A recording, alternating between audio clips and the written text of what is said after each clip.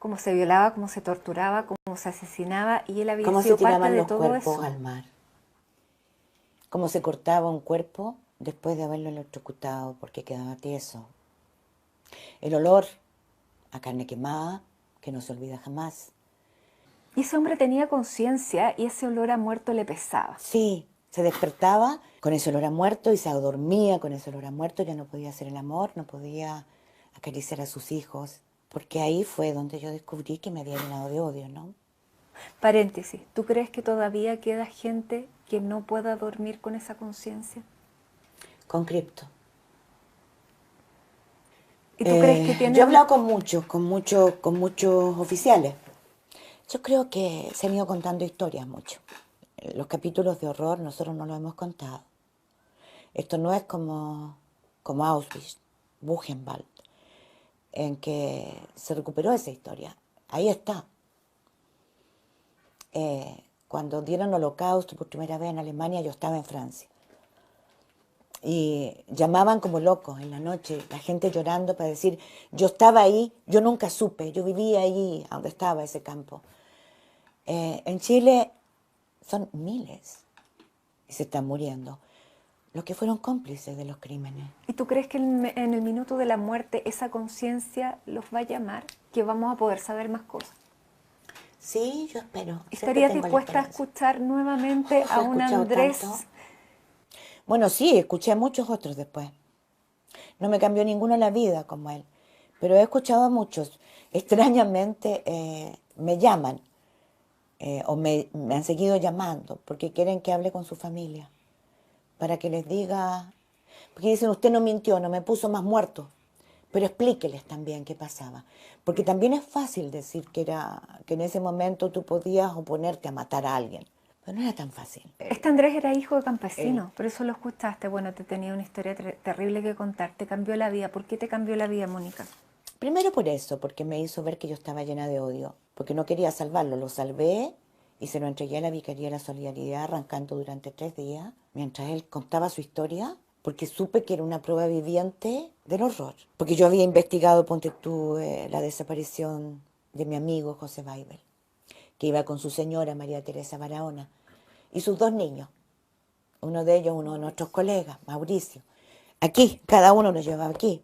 Y entonces, y de repente había desaparecido de una micro, se lo habían llevado. Andrés Valenzuela empieza a contarme con José Weibel cómo habían descubierto la casa, cómo iban en la micro, y que su jefe le dice, ahora lo agarran. Y entonces una señora dice, me robaron la cartera, que era verdad. Y dice, él fue, el ladrón, por supuesto no era él, y lo sacan. Y él me contaba lo que habían hecho con él, cómo lo habían torturado a muerte, cómo se lo habían llevado a una cárcel secreta que estaba frente a las canchas de tenis de Bellavista y cómo después lo matan en el cajón del Maipo. Y eso con 20 y tantas personas. Entonces era la prueba viviente. Los recursos de amparo, el régimen militar, los ministros del Interior sucesivos, todos decían no, nunca, jamás, nunca se fue detenido. Los ministros de la corte creían. Y entonces yo decidí que él tenía que vivir y después me di cuenta que no, nadie nace para ser asesino. Le salvaste la vida, es más. Pero Porque no él lo quería hice por volver a su bonita. regimiento. Pero no lo hice por bonita. ¿Por qué lo hiciste? Por eso, para tener una prueba viviente, que en algún momento nos sirviera ante un tribunal de justicia idóneo y no ante jueces corruptos y cobardes. Él vive en Francia ahora. Sí, cómo los mataron, cómo los asesinaron, cómo los torturaron, cómo los acallaron, cómo los destruyeron. Mónica, para verificar que esa historia Yo era llegué a pedirle verdadera, ayuda al jefe de documentación de la Vicaría, José Manuel Parada, pensando que la Vicaría le había pedido a él ayuda para reconstruir la historia de Andrés Valenzuela. Y para mi sorpresa, no habían contactado a José Manuel, porque el jefe administrativo de la Vicaría, el señor Palé, no tuvo confianza en un comunista y a poco andar me cerró las puertas a mí, porque era el colmo que el único testimonio, el más importante de la represión del crimen, se le entregara a una comunista y no a la institución de la iglesia. Y me cerró las puertas 2 sacerdotes más adelante y Roberto Garretón, quienes volverían a abrirme de par en par las puertas. Pero yo me quedé sola porque el Partido Comunista también me cerró las puertas porque ellos no querían que en ese testimonio se contara que había comunistas que habían sido torturados y habían hablado bajo tortura y que se habían convertido en Soplones. torturadores, como Basoa, como el Fanta y como 4 otros más. Y yo no acepté. Y yo ese día hice una opción, ser periodista. Ahí dejaste de ser comunista. O militante del Partido Comunista, no sé cómo. No sé, yo soy periodista. Yo sigo siendo una mujer que va a estar contra la injusticia, con la gente más desposeída, más débil, pero voy a ser siempre, espero hasta el final, periodista.